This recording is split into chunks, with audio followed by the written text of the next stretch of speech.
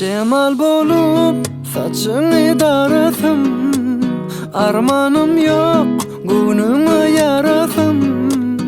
Yüreğimde dinlesin anan aymanasın sevgilim.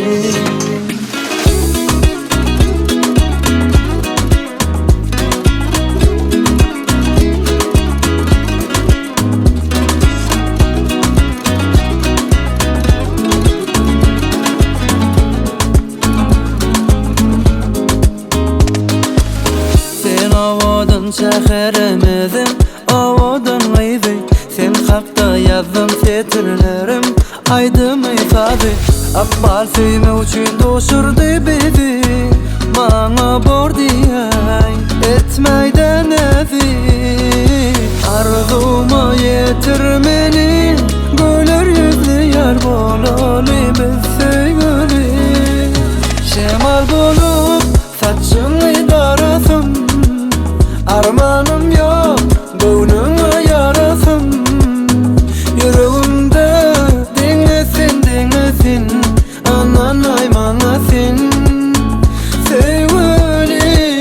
Cemal bolup saçını darasam, armanım yok gönlüme yarasam.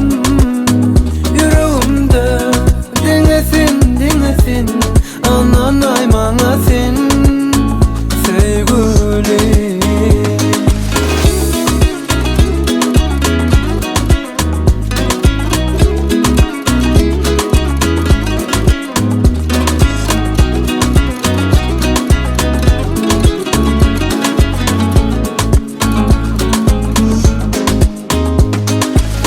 Neçe vas betsem de az yani, övsem de seni.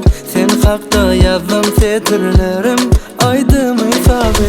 Akbal suyme uçun doşurdu bizi, bana bordiyay etmeyden ezi. Arzuma yetirmeni, güler yüzlü yar bolalı biz sevgili. Cemal bolup saçını darasam, armanım yok